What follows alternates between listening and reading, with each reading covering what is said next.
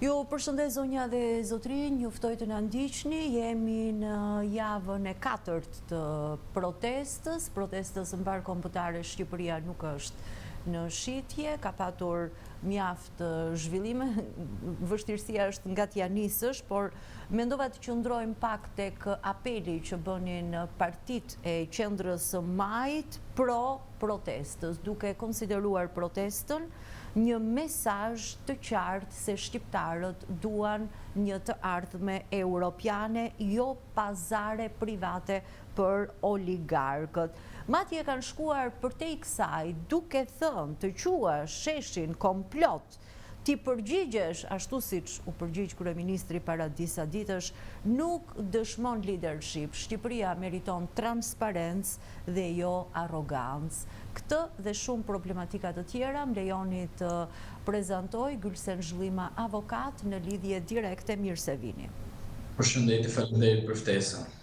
Avokat, 25 ditë, 26 akuza, shfaqsim, përbuzje, flet rrufe, kush merr mikrofonin e gjen veten të nesërme në profilin zyrtar të kryeministrit. Sot i kishte ardhur edhe një letër nga një emigrant ku i lutej dhe përgjërohej të mos jepte dorëheqjen. Si e gjykoni? Për të mos shkuar pastaj tek ajo që s'duhet kishte ndodhur kurrë, tek artikulimi për luftëtarët dhe komandantët e UÇK-s, ku ka patur reagime shumë të forta në fakt në lidhje me këtë çështje. Së pari duhet ta marrim pjesë pyetjes tuaj pra në dhënien e përgjigjeve, sepse duhet kemi parasysh diçka shumë konkrete për qytetarët. Për sa i përket protestës 25-26 ditë, nuk kupton që kjo protestë është një protestë paqësore dhe ka dhënë një mesazh shumë të qartë kundrejt zotit Rama, i cili do të ishte investitori i parë që kjo protestë të ishte jo paqësore dhe të ishte me dhunë, sepse do të kishte pothuajse në agjendën e tij, por edhe në fjalorin e tij, fjalit viktimizuese dhe mos them që zoti Rama do të ishte personi i cili do të kishte fituar ndaj kësaj proteste në rast se kjo do të ishte me dhunë. Por qytetarët e Tiranës, përgjithësisht Shqipërisë të mbarkombëtar, por edhe përtej Shqipërisë, treguan qytetari, erdhën, protestojnë vazhdimisht dhe i dhanë zotit Rama mesazh që ne pa dhunë, me mënyrë paqësore, me aleancën tonë më të mirë ndërkombëtare që mund të jetë në këto raste dhe Parlamenti Evropian, i cili doli me rezolutë dhe përveç kësaj dhe me deklaratat e eurodeputetëve, tregoi te zoti Rama që zoti Rama është arrogant dhe sa më shumë rrit urrëtitjen popullore ndaj tij dhe Partisë Socialiste. Pra, zoti Rama tregon me postimet në Facebook që është pothuajse trashëgimtari i Partisë Punës, i partisë ku bënte këshillin e lagjës kundrejt një familje. Për shembull, një person mund të akuzohet për diçka që s'ka lidhje fare me pjesën penale, po u konvertonte në atë kohë si akuzuar si një vepër penale, po në vetvete kishte përsekutimin politik për shkak se nuk duhet të dalësh nga shinat e partisë. Pra do të thotë që zoti Rama është në këtë kuadër, nuk ndryshon asgjë më shumë. Dhe madje zoti Rama nuk mund të jetë ai i cili na thotë që do të çojë Shqipërinë në Bashkimin Evropian kur ai merret me protestuesit emër me emër, sepse natyra e tij e bën që ai mos jetë kryeminist, po të jetë një kryeminist arrogant, ashtu siç e ka faktuar vazhdimisht. Së dyti, duhet kemi parasysh që për rastin e goditjes që bën Partia Socialiste zoti Rama kundrejt fjalisë më të shenjtë që ka Kosova për sa i përket ushtrisë që sakrifikoi për liri në Kosovë, për sa i përket atyre të cilët dhanë jetën e tyre për Kosovën, zoti Rama nuk mund ta bëjë një konsulti ose më një konsum të brendshëm dhe një konsultim të brendshëm politik midis palëve politike por edhe protestuesve. Zoti Rama po i bën grop vetes sepse po merr si armiq kosovarët, pra vëllezërit dhe motrat tona, dhe po bën një lojë të cilët për mendimin tim po rrezikon shumë gjëra. Sepse mos harrojmë faktin se zoti Rama ka qenë ai i cili tha që zoti tha që është kot në një përsekutim ose në një burgim politik i cili s'ka lidhje fare me realitetin që ka shërbyer ushtria ku ai ka qenë pjesë. Prandaj, këtu zoti Rama po tregon për herë të dytë një urrëtie ndaj Kosovës dhe një urrëtie pothuajse edhe ndaj atyre të cilët kanë luftuar për lirinë e Kosovës. Për sa i përket pjesës së tretë, që zoti Rama përpiqet të vendos figura dhe emërtesa, parrulla dhe thyrje ndaj protestuesve, unë mendoj se zoti Rama po gabon. Gjithsesi ai mendon se është në rrugën e drejtë. Unë uroj që të jetë në rrugën e drejtë duke bërë veprime të tilla, sepse ajo që unë investoj tek rasti i zotit Rama është që sa më shumë zoti Rama të gabojë në këto veprime që bën, aq më shumë duhet të rritet urrëtia ndaj zotit Rama dhe urrëtia ndaj Partisë Socialiste që është partia e punës, sepse zoti Rama me urrëtin që ai vetë ka dashur të shfaq gjatë gjithë kësaj kohe dhe në këto dy pikat të fillimisht që ju përmenda, kuptohet qartë që zoti Rama po imponon sheshit që sa më shumë të bëj provokime të tilla, aq më shumë urrëtie do të ketë për zotin Rama, për Partinë Socialiste, për deputetët që kanë dalë si zëdhënës të zotit Rama për të justifikuar të pa justifikuarat dhe për të treguar se sa antikombëtar ka qenë gjithmonë historikisht Partia Socialiste, jo vetëm kundrejt shqiptarëve, po edhe kundrejt Kosovës, historikisht nuk ka qenë kurrë pranë Kosovës. Kjo nuk është se po shpif, po në rast se ne themi në mënyrë të private, ose është thënë në të shkuarën që edhe roli i zotit Fatos Nano në luftën e Kosovës, sigurisht që mund ta kuptojmë dhe t'i bëjmë vetë secili prej nesh, t'i bëjmë një reflektim situatës dhe të tregoj qartë që nga ajo parti mos prit kurse si mbrojtje patriotike, po thjesht do të presësh një mbrojtje patriotike me thënjza thjesht sa për të treguar dhe larë duart për ta freskojmë pak kujtesën për këtë mbrojtjen patriotike dhe nisim që me presionin me thojza pa thojza si të dëshirojnë ata që na ndjekin për të themeluar gjykatën speciale në Hag. Pastaj Mitrovica ishte toke askujt. Pastaj injoroi me mos prani në parlament ardhjen për herë të parë të presidentes së Kosovës në parlamentin shqiptar të Vjosa Osmanit. Nxinte i vrerosur kur në Tiranë vinte kryeministri i Kosovës dhe Albin Kurti dhe priste buza gaz dhe i entuziazmuar Vučićin, atë që e deklaronte si vëllaun e tij. Pastaj kërkoi asociacionin, promovoi Open Balkan, mini Schengenin pa Kosovën, nuk votuan kundër genocidit serb dhe për më tepër në Kosovë dhe për më tepër anuloi dhe mbledhjen e dy qeverive Kosovë, Shqipëri në Gjakov për hatër të Vučićit, për të freskuar disi kujtesë nëse kemi mbivendosje her pas here. Tani doli shkresa për Goxhajn që lexoi deklaratën në shesh ku krye kërkesa ishte dorëheqja e kryeministrit, u përgënjështrua me një shkresë zyrtare, nxjerr Tauland Balla një listë të turpshme dhe reagimet kanë qenë shumë të forta se kaq nga vetë e bija e herojit të luftës së lavdishme të UÇK-s Tahir Sinani, e cila thot vetëm një i paskrupullt si ju, Tauland Balla, mund ta bëj diçka të tillë, pra të quaj mercenar luftëtarët e lirisë në Kosovë. A duhej shkuar realisht deri këtu? Zhllima nuk mjaftonin agjenturat iraniane, greke e tjerë?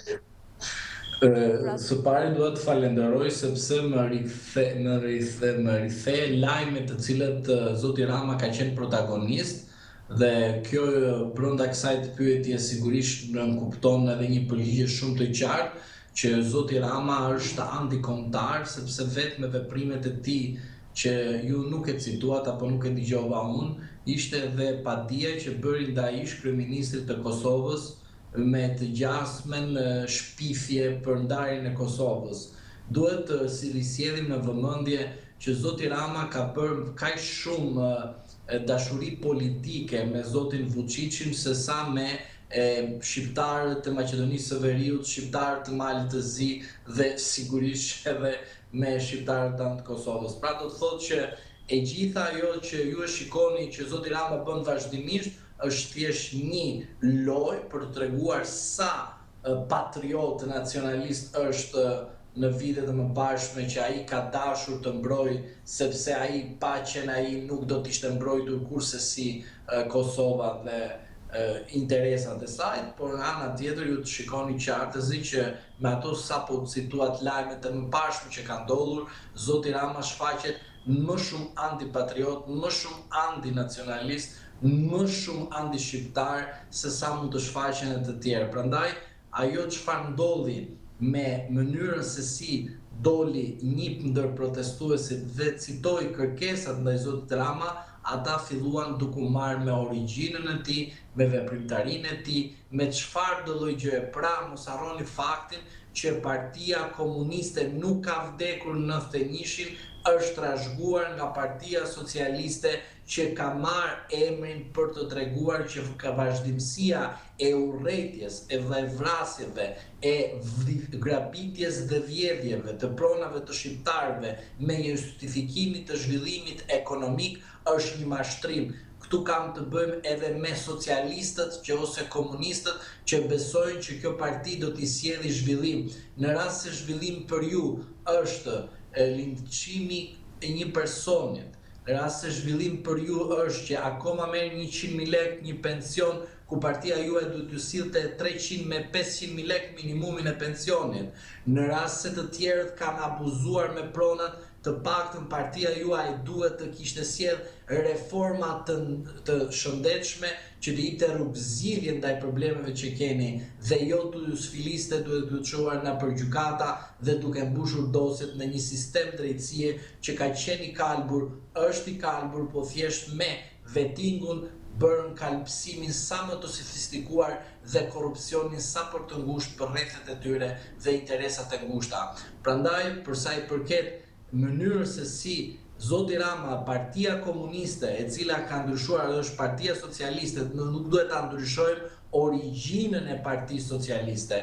Nuk është kurse si Partia Socialiste, është partia e punës që ka shpikur ose më mirë ka vazhduar atë që ne themi urrëtitjen midis njerëzve, sepse kjo që zoti Rama përpiqet të bëjë me zotin Taulan Balla quhet një luftë e cila vetë ata i skenuar, një luftë civile që duan vetë ata të bëjnë që protestuesit me njëri tjetrin të fillojnë të kenë konflikte, këto i quhen provokime. Por urrëtia që do zoti Balla dhe zoti Rama të çojë tek protestuesit është një mesazh i qartë që nuk shkon, sepse ata e dinë shumë mirë që çfarë duan të përfitojnë zoti Rama dhe zoti Balla. Por më lejoni t'ju them edhe diçka tjetër që është shumë e rëndësishme. Përtej kësaj, ne duhet të shkojmë aty ku është e vërteta, tek demokracia. Kjo protest vrau frikën, vrau ato fjalit që kemi dëgjuar. Ky vend nuk bëhet, ky vend nuk protestohet, ky vend populli nuk ngrihet. E mbani mend kush e ka cituar këtë fjalinë e fundit. Ai i cili sot kërkon në çdo kusht të bëj urrëtitjen tek populli, të shpik atë që gjithmonë ka dashur, përçarjen, të bëj sa më shumë përçarje, sa më shumë goditje ndaj qytetarëve shqiptar, duke diskriminuar qytetarët shqiptar. Dhe sot, dita 26, kjo protestë do të jetë shembullore, sepse pikërisht mjafton edhe sikur të jetë një vetëm në atë protestë. Mjafton që mesazhi u dha ditët e para të protestave. Protestat duhet të vazhdojnë, sepse duhet të tregohet jo vetëm te zoti Rama, po tek gjithë kjo klasë politike 35 vjeçare që zonja dhe zotri keni dështuar në sukseset tuaja të imagjinare. Pse janë imagjinare? Integrimi i Shqipërisë në Bashkimin Evropian, imagjinat ka qenë dhe është ende. se kërkon shumë punë derisa të arrihet kjo.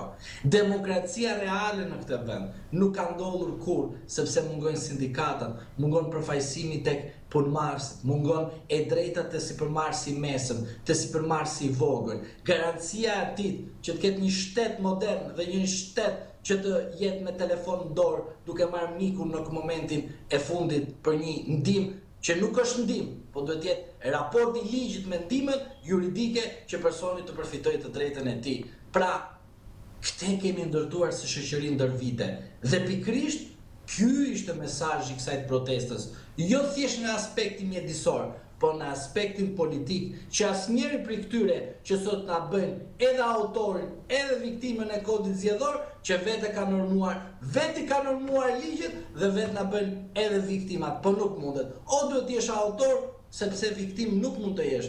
Viktim është një shoqëri e cila ka provuar edhe në heshtje gabimet që ka bërë. Ti ka falur, po ti nuk je korrigjuar asnjëherë. Dhe është momenti që nëpërmjet këtij sheshi t'i japim përgjigje çdo politikani i cili në rast se nuk reflekton duhet të ikë, në rast se reflekton duhet të matet në votë. Dhe vota duhet të jetë patjetër e lirë, e barabartë, po mos harroni dhe një sistem i cili të garantojë që qytetarët të kenë mundësi që të shprehin vullneti dhe vullneti të numërohet deri në fund dhe mos të jetë loj midis Partisë Socialiste dhe Partisë Demokratike.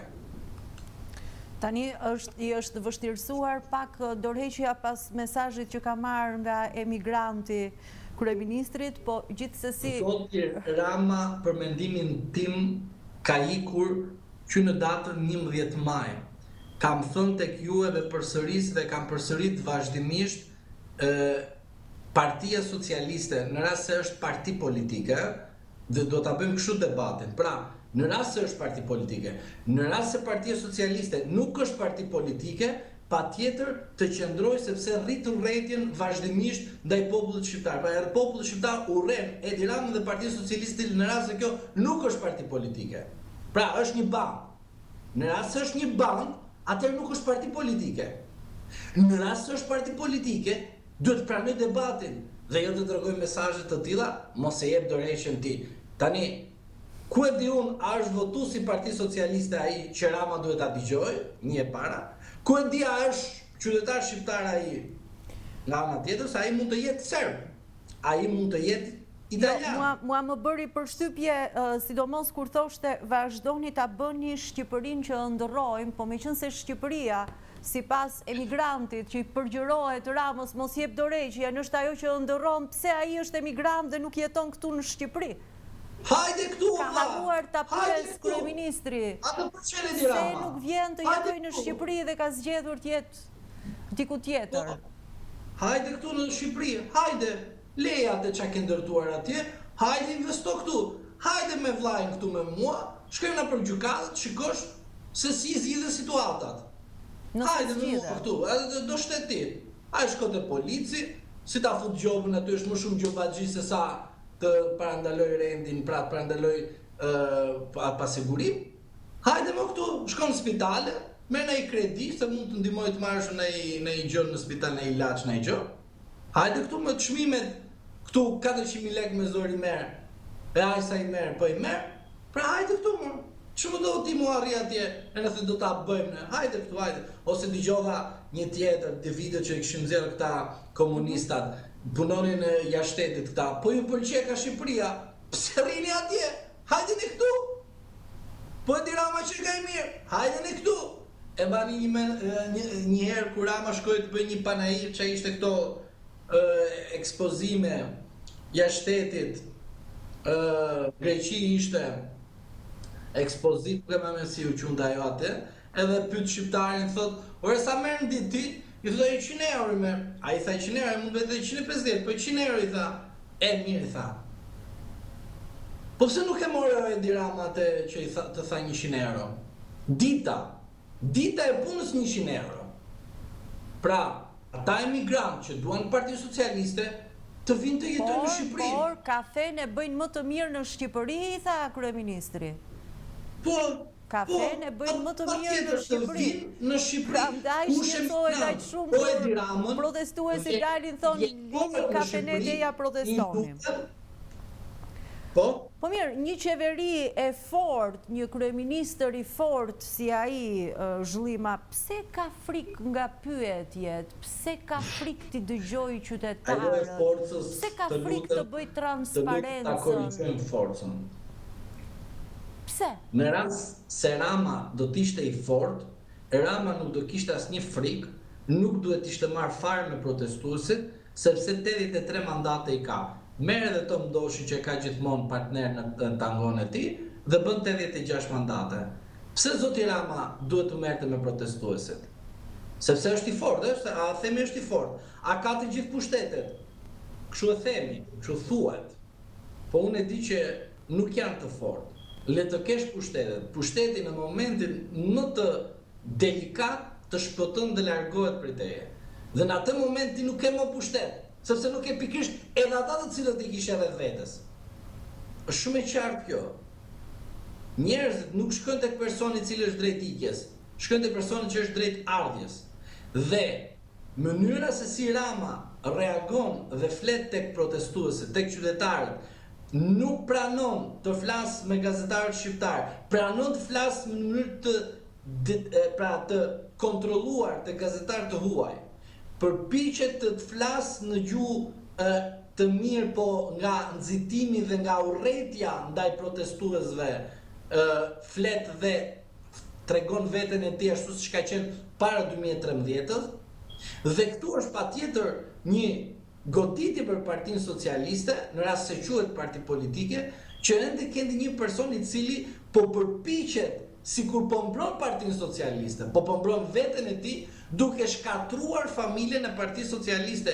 Kjo është më e rëndë. Pra frika e Ramës nuk është gazetari, nuk është pushteti, është pikrisht që brenda PS-s mos të zgjohet një ditë ajo që theme vetë rregullimi, vetë organizimi për të bërë një lul të dytë brenda Partisë Socialiste. Pra këtë gjë ka zoti Rama frikë. Jo se zoti Rama ka ndonjë frikë tjetër përveç asaj që është largimi, sepse ai në një moment të caktuar mund të mendojë largimin, por nga kaq lutjet e emigrantëve, ai mund të thotë prit të rrjedhë 4 vite, por duhet keni parasysh diçka. Sa më shumë zoti Rama nuk pranon të bëjë dialog, të kontrollojë dhe të korrigjojë veten e tij, aq më shumë urrëtia ndaj tij dhe Partisë Socialiste rritet. Dhe është investitori i parë që ose më i zellshëm i kësaj urrëtie ka emër Edi Rama.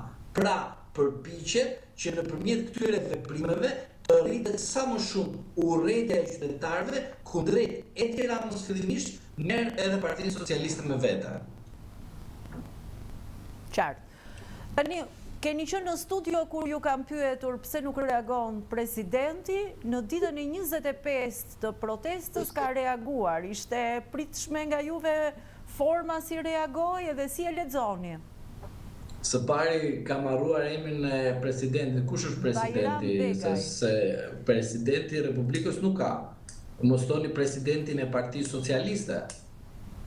Sepse ose president nderi Partisë Socialiste, dhe mos gaboj duhet jetë ky me B, Bajram duket edhe BB, nuk e di, BB, nuk e di ai si ka emrin, por e vërteta është që ky ka qenë një person anonim dhe jeton jetën e tij si anonim, nuk do të bëhet kur president. Unë këtë kam deklaruar që ditën e parë kur ai është emëruar si president. Kur tha që protesta është e drejtë kushtetuese e qytetarëve. Ai shqyqy që ka lexuar edhe kushtetutën, po shiko, unë ta kam thënë aty, i vetmi president që ka qenë në Republikën e Shqipërisë 35 vite, quhet Ilir Meta. Ai ka qenë president që reagonte kundrejt keqçeverisjes kushtetuese të Edi Ramës. Tani unë nuk mbaj mend ndonjë president tjetër republike të ketë bërë kaq shumë luftë dhe të ketë fituar dhe kujdes, dhe betejë në gjykatën kushtetuese është Ilir Meta. Të gjithë të tjerë që kanë mbajtur një pozicion presidenti, thjesht që kanë bërë qoka kryeministrit të kohës. Zoti Meta ka treguar pjekuri politike, juridike, kushtetuese dhe madje në shumë vendime të gjykatës kushtetuese, presidenti Meta ka fituar betejën kundrejt një padrejtësie që i është bërë vendit tonë. Dhe përveç kësaj, zoti Begaj, për mendimin tim, është një person i cili bëri dhe një gabim fatal që nuk i falet, duke kërkuar të zoti Erdogan mos gaboj, një zyrë ose ambjetet janë të ngushta, një nder që u kap nga kamerat. Pra, presidenti i Partisë Socialiste, sepse pas ikjes së zotit Meta në 2022-shit, nuk mendoj se ajo godin ka ndonjë person, ndonjë titullar që jep asaj që duhet japi edhe qytetarit, por edhe kushtetutës nivelin e vet, sepse mos harroni edhe një gabim tjetër fatal që bëri shërbëtori i partisë zoti Begaj, që nënshkrui shkarkimin e zotit Velje dhe shpalljen e zgjedhjeve pa respektuar kushtetutën. Ishte kaq nen i qartë, i lexueshëm, pa interpretime, duke shkelur kushtetutën dhe duke i bërë nder Edi Ramës në atë ditë kur vendosi që të bënë zgjedhjet lokale të pjeshme për Tiranën. Pra, zoti Begaj nuk ka qenë, nuk është, nuk do t'jetë kurrë si një president i Republikës së Shqipërisë. Qartë, po, meqense ka qenë shkelje kaq e rëndë, siç evidentoni ju me të drejtë, askush nuk u kujdes që Begaj të shkonte atje ku dërguan Metën për shkarkim, thjesht vetëm për një fjali gjatë fushatës elektorale. Ishte në atë kohë dhe është akoma politikan i vendit, pra ka karrierë politike. Zoti Begaj çfarë është? Krahasoni tani dy gjëra të pakrahasueshme. Po krahasoj dy presidentët e Republikës Zhëllima. Janë dy gjëra të krejtë ndryshme, pra nuk mund të krahasoj zotin Begaj me zotin Meta, s'kan lidhje fare njëri me tjetrin. Edhe sikur tani nuk është bërë pra sinjalizimi i kësaj të shkelje, dihet që kush ka kapur pushtetin me 86 mandate. Pra edhe sikur të duash të bësh diçka, nuk ke 100 se një deputete e Partisë Socialiste ka ikur nga grupi parlamentar. Kështu që shiko, unë pres të bët një grusht i brendshëm brenda Partisë Socialiste. Për shembull, po kanë guxim për të shpëtuar Partisë Socialiste, se tani po bëjmë edhe pak moral. Ata të cilët duan të shpëtojnë Partinë Socialiste, e kanë fuqinë që të ikin Ramës 15-17 deputet që Rama mos Partinë Socialiste jo Shqipërinë, pra përsëri partia mbi Shqipërinë. Dua më shumë partinë se Shqipërinë. Më fal tani, ju kur keni parë Partinë Socialiste të jetë pro Shqipërisë? Kur e keni parë? Më jepni vetëm një rast kur Partia Socialiste e ka ndriçuar Shqipërinë në botë. S'ka. Ke krim, grabitje, vrasje, manipulim, korrupsion, më jep një. Në kohën ku ka qeverisur Partia Socialiste. Po nuk ka. Nuk ka, ma gjeni një. Prandaj them, për të shpëtuar Partinë Socialiste, se Partia Socialiste vetëm për të shpëtuar liderin e tyre, pra, kishin Enverin, kishin Nanën, kishin Majkën, ka gjasa të ndodhë kjo Zhëllima, mendoni juve, ka gjasa të ndodhë? Për të shpëtuar Partinë Socialiste dhe lëkurën e tyre, sigurisht që edhe mund të ndodhë, pse mos të ndodhë, edhe duhet të ndodhë. Pse?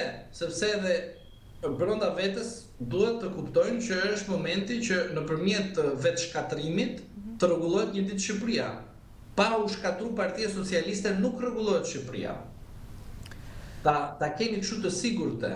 Duhet shkatrimi i Partisë Socialiste që Shqipëria të rregullohet dhe të ecë në një rrugë të drejtë drejt Bashkimit Evropian. Zhëllima, unë e di që duket e tepërt diskutimi për pyetjen që kam në vijim, kur krye fjala e të gjitha lajmeve, jo vetëm në Shqipëri, por edhe në mediat ndërkombëtare në Parlamentin Evropian edhe gjithkund tjetër kam parë që kanë filluar janë sensibilizuar edhe frymëzohen edhe qytetarë të vendeve të tjera, Italie, më gjerë për çfarë ndodh në Shqipëri dhe ata janë krejt të kthjellët, të qartë, të vendosur për kërkesat e tyre, më së pari dorëheqja e Ramës. Po kemi dëgjuar pak më parë pas mbledhjes së konferencës së kryetarëve, sërish kreun e grupit parlamentar të Partisë Socialiste, i cili vendos veton në emër të partisë në pushtet dhe i thot jo debatit për protestën që ka kërkuar Partia Demokratike Opozita. Nuk e njohim Partinë Demokratike, thot, si përfaqësuese të protestës, nuk i njohim kush janë organizatorët, ndërkohë thot të sjellin mocion mosbesimi për Ramën dhe kryeministrin e ri. Është në disfavor apo në favor të kujt ky reagim, kjo që ka ndodhur sot në mbledhjen e kryetarëve? T'jem realist me ju, kjo kërkesë e Partisë Demokratike është e tepërt. Nuk duhet të bëhet lojë në kuvent me kërkesat e protestuesve. Unë uroj që Partia Demokratike të ndërgjegjësoj antarët e saj dhe partitë e tjera politike që antarët e saj si qytetarë të këtij vendit të shtojnë sa më shumë prezencën e tyre ditë për ditë në orën e caktuar kur bëhet protesta, të dalin në përrethe, të bëjnë patjetër atë që duhet informimin pse duhet të marrin pjesë, po jo me flamur partie, po vetëm me flamurin e Shqipërisë, ndërsa lojën e kërkesave që parashtron Partia Demokratike do të ishte pozitive për mendimin tim të bëhet në një moment tjetër dhe jo në këtë moment kur protagonizmin duhet ta ketë vetëm protesta dhe jo Partia Demokratike. Ajo që përbën Partia Demokratike është të shtoj sa më shumë emisionet e orës 21 të 2 televizionëve dia kush janë, që të bëjnë diskutim për debatin që kanë politikanët tanë, deputetët tanë në kuvent, por do të ishte pozitive për mendimin tim që Partia Demokratike mos të bëj lojën e Edi Ramës, ose më mirë mos të bie në grackat e asaj lojë që kërkon Edi Rama që të ketë një kundërshtar, sepse me protestën nuk ka se si të ketë një kundërshtar tek, sepse ka shumë kundërshtar dhe e ka të pamundur të bëjë një kontroll të kundërshtarëve. Pra nuk e zgjedh dot më vetë Rama kundërshtarin e vet, këtë po thoni. Urdhëro? Nuk e zgjedh më Rama kundërshtarin e vet, është sheshi që prej 25 ditësh i thot ne jemi opozita reale në këtë vend. Dhe pikërisht ajo është opozita reale në atë shesh. Partia Demokratike dhe partitë tjera politike janë parti politike, janë opozit parlamentare, por opozita jashtë parlamentare është më e madhe se pozita parlamentare dhe opozita parlamentare. Prandaj më lejoni t'ju them që Partia Demokratike kur bën disa kërkesa duhet të mendohet mirë si i bën dhe se si qokat duhet të realizohen, sepse dikush mund të akuzoj mua pse them për qoka. Në një moment ka shumë të rëndësishëm që është një protestë që po godet rënd frikën e këtij populli që ka nga 2013, që është në një situatë kaotike në vend. Euro lufton për të jetuar dhe leku që se di ku i bie bursa ndërkombëtare forcohet. Pra e kupton ku është ekonomia e këtij vendit? Dhe ti më merr mua dhe më bën politikë parlamentare kërkesat e protestuesve, jo, ti duhet ta marrësh dhe ta çosh në çdo rreth, në çdo lagje, në çdo vend ku ke një militant që është i joti. Ti thuash ti mund të jesh militant i imi, por je qytetar shqiptar, por ata që janë në shesh po luftojnë edhe për ty, sepse kjo protestë ka një diferencë shumë të madhe. Nuk ka dhunë dhe i kundërpërgjigjet dhunuesit kryesor Edi Ramës pa dhunë. Pra kjo është jo maturi qytetare, kjo është treguesi i qartë se si kjo protestë po reklamon problemet e kësaj shoqërie kundrejt një qeverie që ka bashkëpunuar dhe është e krenuar që bashkëpunon me krimin. Sepse të kesh në radhët e tua një deputet që nga drejtësia jote, se je dhe i krenuar për drejtësinë tënde, ta kanë arrestuar, ta kanë proceduar, ta kanë dënuar, po drejtësia jote, që e pranon që është drejtësia jote, të përfshirë në grupe kriminale dhe kërkon që kundërshtari jot të jetë i diktuar, jo. Prandaj, Partia Demokratike të reflektojë me kërkesat dhe të jetë ajo palë, ose më mirë, pjesë e protestës, por mos t'i bëjnë der Edi Ramës që të bëjnë lajmin e Pjesë e fundit. protestës kanë qenë në fakt si qytetarë të gjitha forcat opozitare. Po duhet akoma dhe më shumë, sa më shumë njerëz në protestë, sa më shumë njerëz të inkurajojnë protestën. A e kanë dëgjuar, a e kanë lexuar korrekt çfarë kërkohet nga sheshi, Zhllima? Kjo është çështja.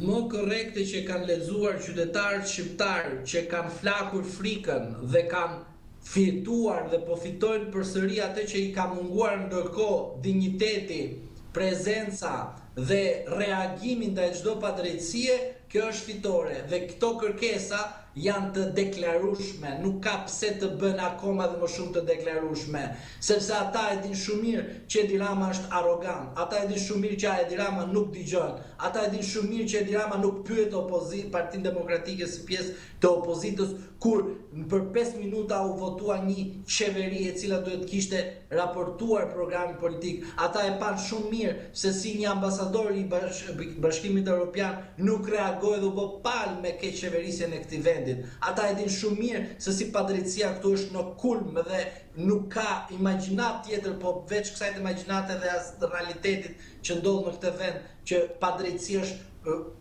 Everest, çdo Everest, mali më i madh, më i gjatë në botë. Pra, e gjitha kjo që ne po ndjekim vazhdimisht është reagimi i popullit dhe Partia Demokratike duhet ketë kujdes kur bën kërkesa të tilla që vijnë nga sheshi.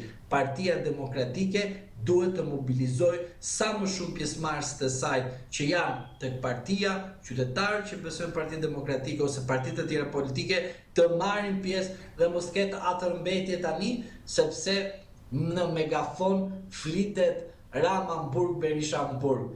Perceptimi popullor dihet që gjithë i do në burg, po e rëndësishmja është sa të zot jemi dhe duhet të bëhemi, në rast se nuk jemi, të ndërtojmë këte mekanizëm që është, ose këte parull nga Rama, Berisha, Mburg, në kutit e votimit që do të thot ndëshkim apo aprovim të atyre që ne i themi me këto parulla. Prandaj, unë them që e gjithë betejë e kësaj proteste nuk do finalizohet në ndalimin e protestës, po do finalizohet në pjesëmarrjen e qytetarëve, në kutinë e votimit, në shprehjen e vullnetit të tyre dhe duke ndëshkuar në rast se duan apo duke vlerësuar klasën aktuale ose atë që po vjen në të ardhmen në politikën shqiptare.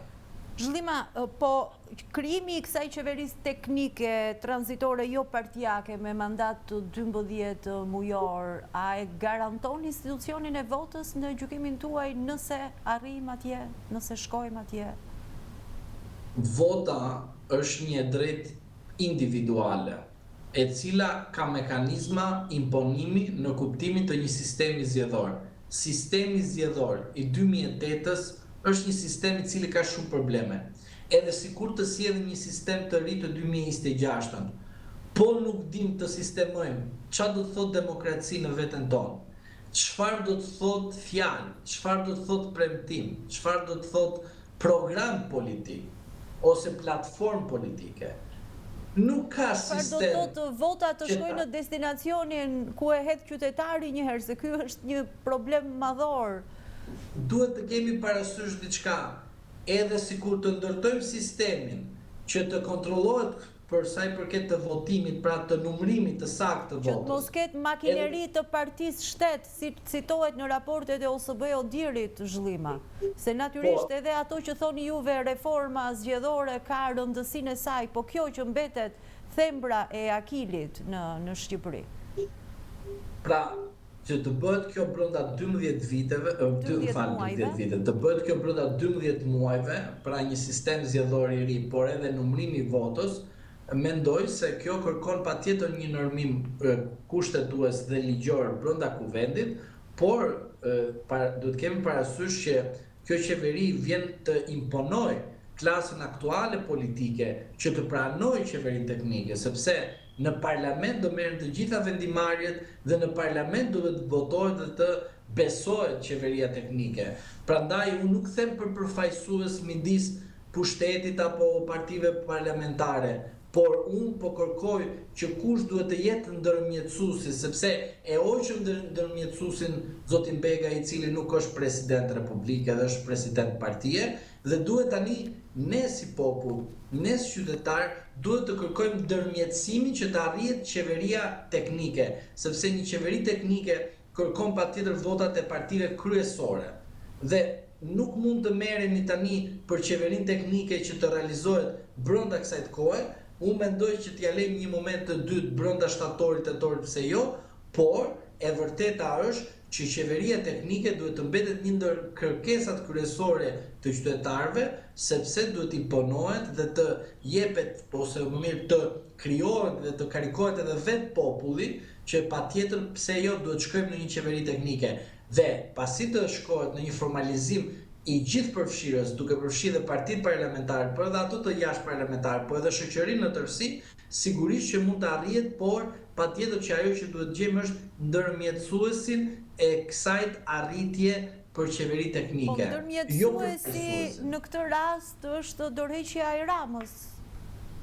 Zoti Rama nuk e jep dorëheqjen në rast se brenda partisë nuk e rrezojnë.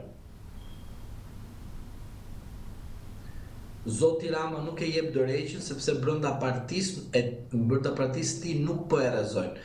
Dhe duke qenë se nuk po e rrezojnë, Zoti Rama sigurisht që do dukej i fortë, por mos harroni nga ana tjetër, Zoti Rama është shumë i dobët se sa duket i fortë. Prandaj ajo që unë mendoj për dorëheqjen e Zotit Rama është thjesht procedurale, por në aspektin politik Zoti Rama ka një goditje shumë të thellë se kaq, sepse lajmet ndërkombëtare, por edhe zhvillimet ndërkombëtare, por edhe ato kombëtare, sigurisht që Zoti Rama do ta sjellë në një situatë që duhet të reflektojë për dorëheqjen.